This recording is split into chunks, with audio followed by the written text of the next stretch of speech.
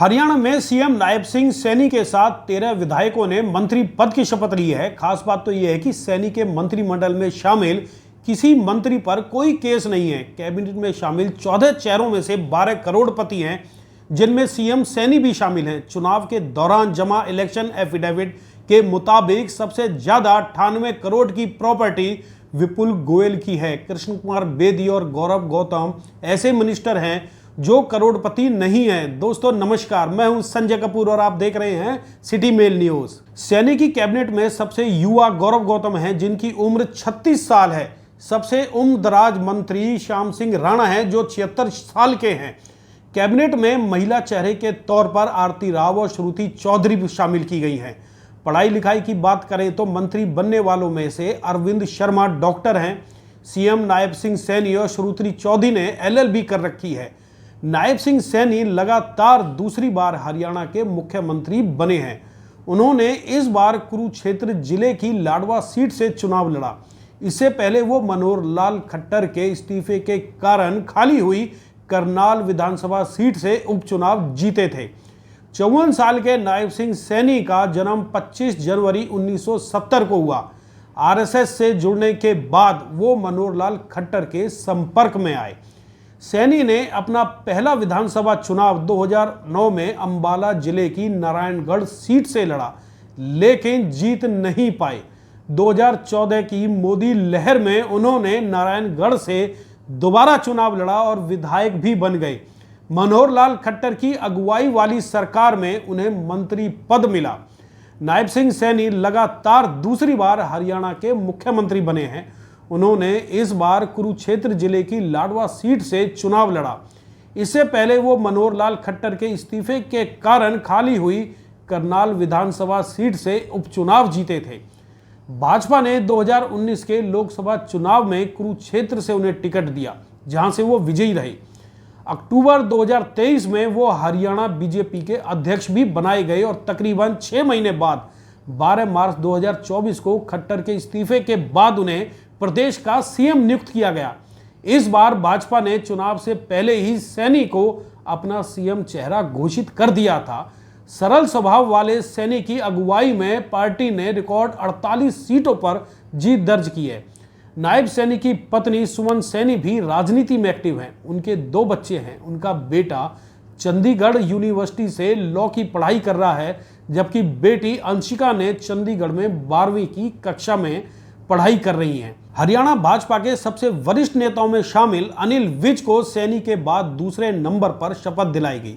वो अंबाला कैंट से 7वीं बार विधायक बने हैं। अनिल विज ने बैंक की नौकरी छोड़कर सियासत में कदम रखा। अनिल विज के पिता का नाम भीमसेन है, जो रेलवे में अधिकारी थे। 15 मार्च 1953 को पैदा हुए अनिल विज ने पंजाब यूनिवर्सिटी से BSc की है। 1970 में विज ABVP के महासचिव बने। अनिल विज 16 साल बैंक की जॉब करने के बाद पॉलिटिक्स में एक्टिव हुए थे। अनिल विज ने पहली बार 1990 में अंबाला कैंट सीट से उपचुनाव लड़ा और विधायक बने। 1991 में उन्हें भारतीय जनता युवा मोर्चा का प्रदेश अध्यक्ष बनाया गया। एक समय में अनिल विज अंबाला कैंट में इतने मजबूत हो गए थे कि उन्हें 2 बार निर्दलीय चुनाव लड़ा और दोनों बार जीत हासिल भी की। अनिल विज ने 1996 और 2000 में निर्दलीय चुनाव जीता। 2009 में उन्होंने अंबाला कैंट से भाजपा के टिकट पर चुनाव लड़ा और शानदार जीत दर्ज की। इसके बाद 2014, 2019 और 2024 में भी उन्होंने बड़े अंतर से जीत हासिल की थी। पानीपत जिले की इसराना विधानसभा सीट से विधायक चुने गए कृष्णलाल पवार 2014 के बाद भाजपा राज में दूसरी बार कैबिनेट मंत्री बने हैं। पवार SC बिरादरी का बड़ा चेहरा हैं और उन्होंने राजनीति में लंबी पारी खेली है। भाजपा में आने से पहले वो ओम प्रकाश चौटाला की पार्टी इनेलो में थे। वो करनाल जिले की असंध सीट से इनेलो के विधायक भी रह चुके हैं।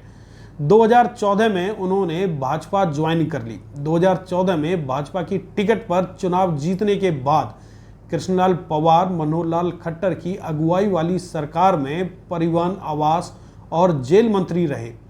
2019 में वो इसराना सीट पर ही कांग्रेस के बलवीर वाल्मीकि से हार गए। वर्ष 2022 में भाजपा ने उन्हें राज्यसभा भेज दिया था। इस बार पार्टी ने उन्हें लगातार तीसरी बार विधानसभा चुनाव में उतारा। विधायक चुने जाने के बाद उन्होंने राज्यसभा से इस्तीफा दे दिया है। राव नरवीर सिंह को चौथी बार प्रदेश के मंत्रिमंडल में जगह मिली है। इस बार वो बादशाहपुर विधानसभा सीट से दूसरी बार जीतकर विधानसभा पहुंचे हैं।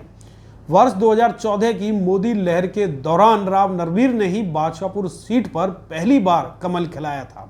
राव नरवीर सिंह के परिवार का सियासत से बहुत पुराना नाता है। खुद राव नरवीर ने वर्ष 1987 में महज 26 साल की उम्र में अपना पहला चुनाव लड़ा और जाटूसाना सीट से अहिरवाल के दिग्गज कहे जाने वाले राव इंद्रजीत सिंह को धूल चटाकर विधायक बने थे। तब ताऊ देवीलाल ने उन्हें अपनी सरकार में मंत्री बनाया। राव नरवीर का जन्म 2 अप्रैल 1961 को गुरुग्राम में हुआ। वो मोहर सिंह यादव के पोते हैं जो 1942 में ब्रिटिश हुकूमत के दौरान देश के बंटवारे से पहले एमएलसी थे। नरवीर के पिता महावीर सिंह यादव भी हरियाणा में कैबिनेट मंत्री रह चुके हैं। राव नरवीर 1996 में सोहना से विधायक बने तो बंसीलाल ने उन्हें अपनी सरकार में परिवहन एवं सहकारिता मंत्री बनाया। 2014 में बादशाहपुर से विधायक बनने के बाद वो मनोहर लाल सरकार में लोक निर्माण एवं वन मंत्री बने। 2019 में भाजपा ने राव नरवीर को टिकट नहीं दिया। इस बार पार्टी ने फिर मैदान में उतारा तो राव नरवीर जीतकर विधानसभा पहुंचे हैं। पानीपत ग्रामीण सीट से लगातार तीसरी बार विधायक बने महिपाल ढांडा को दूसरी बार मंत्री बनने का मौका मिला है। 2009 के परिसीमन के बाद अस्तित्व में आई पानीपत ग्रामीण सीट पर भाजपा ने 2014 में पहली बार महिपाल ढांडा को टिकट दिया और वो विजयी भी रहे। तब उन्होंने अपने निकटतम प्रतिद्वंदी को 36,132 वोट से हराया। बीजेपी ने 2019 में उन्हें फिर टिकट दिया तो वो जजपा के देवेंद्र कादियान को 21,961 मतों से हराकर विधानसभा पहुंचे। इस बार लगातार तीसरी बार टिकट मिलने के बाद महिपाल ढांडा को मिले कुल वोट और उनकी जीत का मार्जिन भी बढ़ गया। इस बार उन्हें 1,01,079 वोट लेकर कांग्रेस के सचिन कुंडू को 50,212 वोटों से हराया। महिपाल ढांडा ने अपनी राजनीतिक पारी की शुरुआत भाजपा से ही की। उनकी गिनती पार्टी के चुनिंदा जाट चेहरों में होती है। महिपाल ढांडा 1996 से 2004 तक भाजपा के स्टूडेंट विंग अखिल भारतीय विद्यार्थी परिषद में प्रदेश सह मंत्री रहे। वर्ष 2004 में भाजपा ने उन्हें पानीपत जिले का उपाध्यक्ष बनाया। 2006 में उन्हें प्रमोट करके पानीपत जिले इकाई का महामंत्री बनाया गया, जिस पर वह 2009 तक रहे। वर्ष 2009 से 2012 तक ढांडा हरियाणा में भारतीय जनता युवा मोर्चा के प्रदेश अध्यक्ष भी रहे। वर्ष 2012 में पार्टी ने उन्हें हरियाणा में अपने किसान मोर्चे का प्रदेश अध्यक्ष बना दिया। जाट बिरादरी में ढांडा की अच्छी पकड़ है।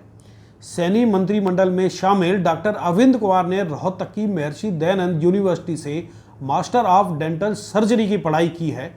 25 नवंबर 1962 को पैदा हुए अरविंद शर्मा के पिता का नाम पंडित सतगुरु दास शर्मा और मां का नाम विमला देवी है। डॉक्टरी की पढ़ाई पूरी करने के बाद वो राजनीति में आ गए। अरविंद शर्मा की पत्नी का नाम रीटा शर्मा है। दोनों की शादी 9 नवंबर 1989 को हुई। उनका एक बेटा और एक बेटी है। दीपेंद्र हुड्डा को हराने वाले एकमात्र नेता अरविंद शर्मा ने अपने राजनीतिक कैरियर की शुरुआत 1996 में की। उन्होंने सोनीपत लोकसभा सीट से चुनाव लड़ा और बहुजन समाज पार्टी के उम्मीदवार रिजक राम को हराकर सांसद बने। 2004 और 2009 में कांग्रेस के टिकट पर करनाल के सांसद बने। जनवरी 2014 में अरविंद शर्मा कांग्रेस छोड़कर बीएसपी में शामिल हो गए। बीएसपी ने उन्हें 2014 के हरियाणा विधानसभा चुनाव में अपना सीएम चेहरा भी बनाया।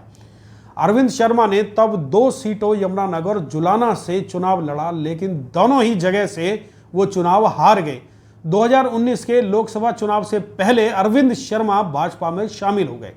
बीजेपी ने उन्हें रोहतक लोकसभा सीट पर दीपेंद्र हुड्डा के सामने उतारा। उस चुनाव में अरविंद शर्मा ने दीपेंद्र हुड्डा को 7503 वोट से हराया। अरविंद शर्मा इकलौते ऐसे नेता हैं जिन्होंने दीपेंद्र हुड्डा को चुनाव हराया है। 2024 के लोकसभा चुनाव में भाजपा ने अरविंद शर्मा को फिर रोहतक सीट से उम्मीदवार बनाया, लेकिन इस बार वो दीपेंद्र हुड्डा से हार गए। इसके बाद उन्हें विधानसभा चुनाव में सोनीपत जिले की गोहाना सीट से उतारा गया, जहां से वो विजयी रहे। तोशाम विधानसभा सीट से अपना पहला विधानसभा चुनाव जीतने वाली श्रुति चौधरी को भी सैनी कैबिनेट में मंत्री बनाया गया है।